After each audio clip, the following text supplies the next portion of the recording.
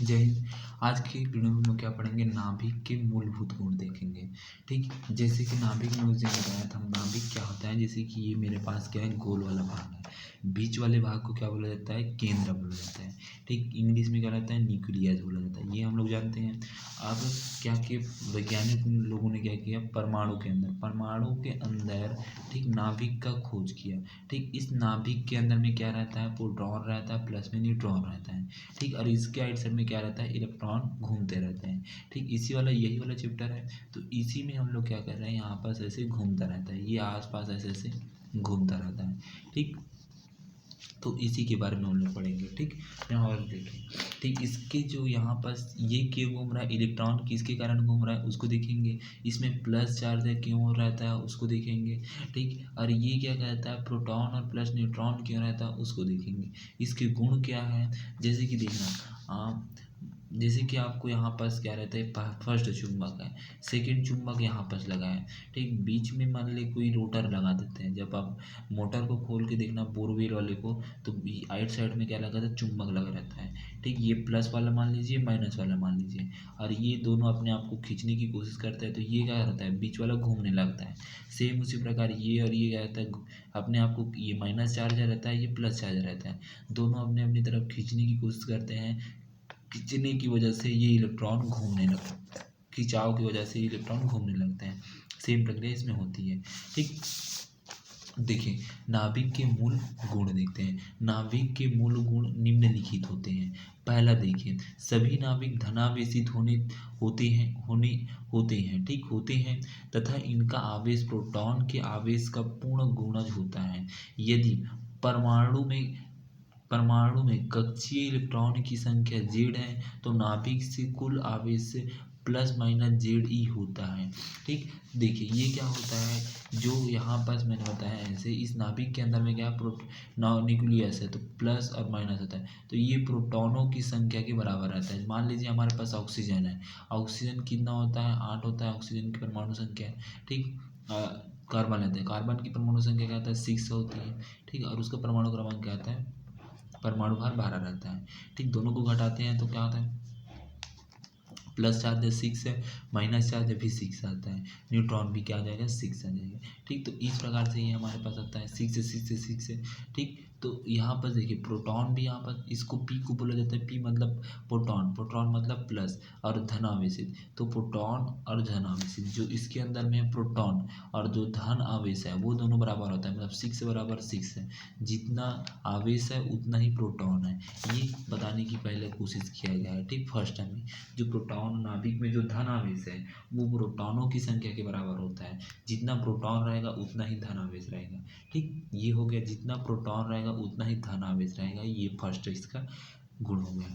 Second देखते हैं, देखिए सेकेंड क्या है, परमाणु का 99.9% से अधिक नाभिक में केंद्रित रहता है। यदि परमाणु का द्रव्यमान संख्या a है, तो नाभिक का द्रव्यमान a इंटू में 6 इंटू में 6 गुणित में 10⁻27 kg होता है।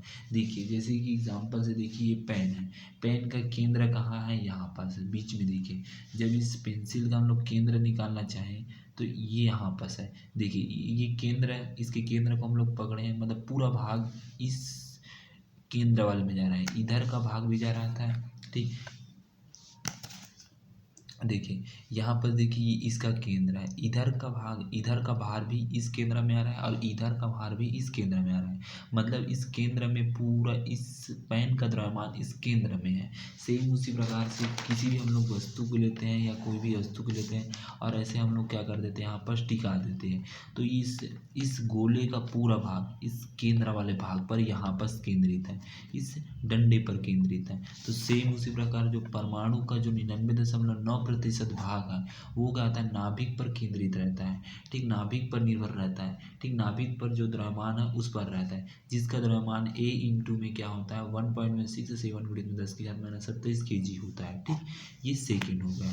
थर्ड क्या होता है, देखिए थर्ड, नाभिक में धनावेश का वितरण लगभग एक समान होता है, अर्थात नाभिक गोलाकार होता है जिसकी त्रिज्या r equal to r zero A वी के घात 3 से दी जाती है, जहाँ r नियतांक है जिसका मान 1.4 इंटू में 10 की घात -15 मीटर है, तथा एक का द्रव्यमान संख्या है। ठीक, एक का द्रव्यमान।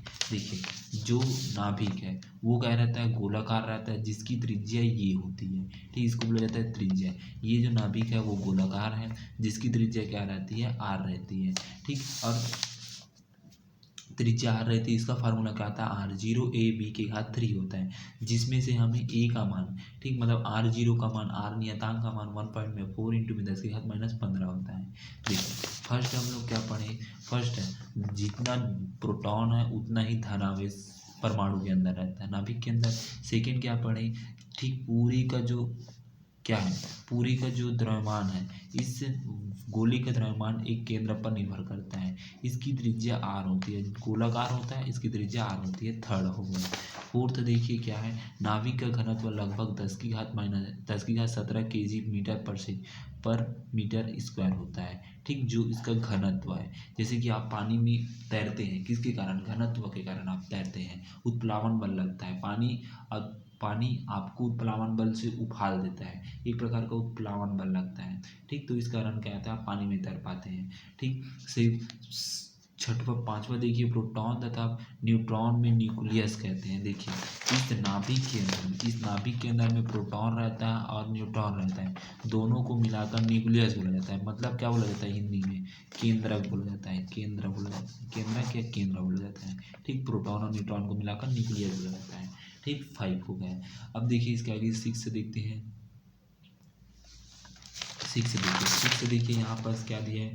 ठीक, 6 देखिए, नाभिक में कण अत्यधिक तीव्र आकर्षण वाले बल बंधे होते हैं, इन बलों को नाभिकीय बल कहते हैं।